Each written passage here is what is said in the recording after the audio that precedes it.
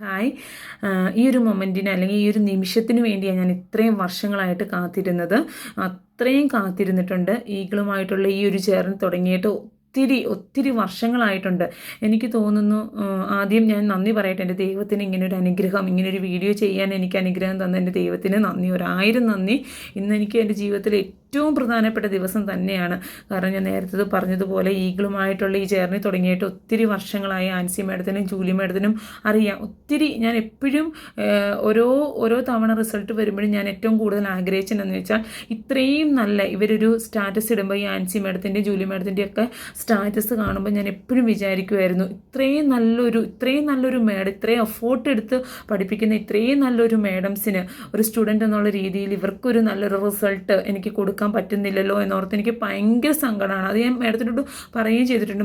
മാം എനിക്കറിയത്തില്ല, ഇത് കൂടുതൽ ഞാൻ നന്നായിട്ട് ഇതിനു വേണ്ടി ഹാർഡ് വർക്കും ചെയ്തിട്ടുണ്ട്. എന്നിട്ടൊക്കെ ഒരു ചെറിയ മാർക്കിൻ്റെ ഒരു വ്യത്യാസത്തിൽ എനിക്ക് ഈ സ്കോർ നഷ്ടപ്പെടുമ്പോൾ എനിക്ക് ഒത്തിരി സങ്കടമായിട്ടുണ്ട്.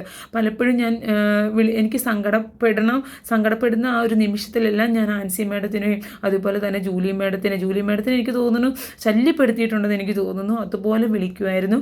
വിളിക്കുമ്പോഴെല്ലാം ഒരു ചേച്ചി പറഞ്ഞു തരുന്നത് പോലെ അല്ലെങ്കിൽ ഒരു അമ്മ പറഞ്ഞു തരുന്നത് പോലെ നമ്മളെ സപ്പോർട്ട് ചെയ്ത് എത്ര കരുതിയാണ് മേഡം പറഞ്ഞു തരുന്നത്.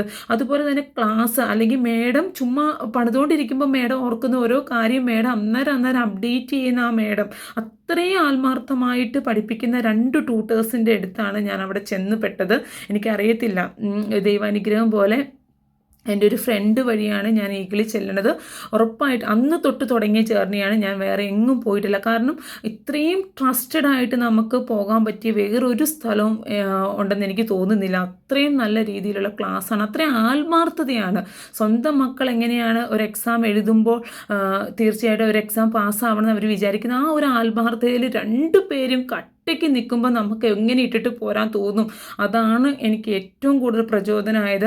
ഞാൻ പറഞ്ഞതുപോലെ തന്നെ എനിക്ക് തോന്നുന്നു OET ഞാൻ മടുത്തായിരുന്നു. എഴുതി പഠിച്ച് ഞാൻ മടുത്തു. എനിക്ക് തോന്നുന്നു യൂട്യൂബിലൊന്നും ഒരു മെറ്റീരിയലും ഇല്ല.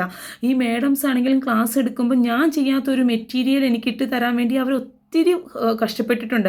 ആൻസി മേഡം ആണെങ്കിലും ജൂലി മേഡം ആണെങ്കിലും 2 പേര് ഇഷ്ടപ്പെട്ടിട്ടുണ്ട്. എന്നെ ഒന്ന് ക്ലാസ്സിൽ ഉൾക്കൊള്ളിക്കണമല്ലോ.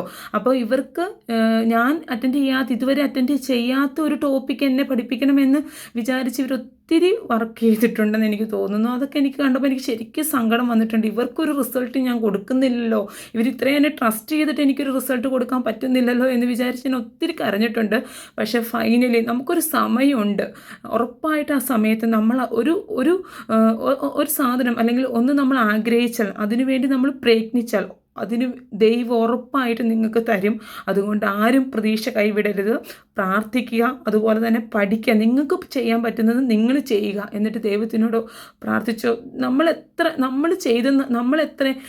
ഞാനിപ്പോഴും പറയുന്നു, ഞാൻ ഒന്നും ചെയ്തിട്ടില്ല. ഞാൻ പഠിച്ച് മടുത്ത് പോയി ചുമ്മാ പോയിരുന്ന എക്സാം എഴുതിയൊരു വ്യക്തിയാണ്. ദൈവം മാത്രം ചെയ്തതാണിത്. ദൈവം അതുപോലെ തന്നെ നല്ല ട്യൂട്ടേഴ്സിൻ്റെ പ്രാർത്ഥനയും.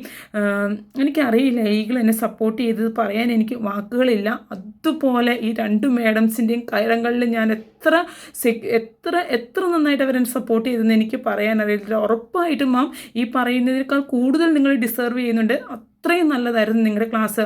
അറിയത്തില്ല, ഞാൻ സങ്കടപ്പെട്ട നിമിഷങ്ങളിൽ madam Julie madam Ancy madam എനിക്ക് എത്രമാത്രം കരുത്തേകി എന്ന് പറയാൻ എനിക്ക് വാക്കുകൾ കിട്ടുന്നില്ല. ഒത്തിരി നന്ദി. ചക്കരയും എൻ്റെ മേഡംസിനും ഞാൻ എന്നും ഓർക്കും എൻ്റെ ജീവിതയാത്രയിൽ. ഒത്തിരി നന്ദി മാം. സന്തോഷത്തോടെ. ബൈ.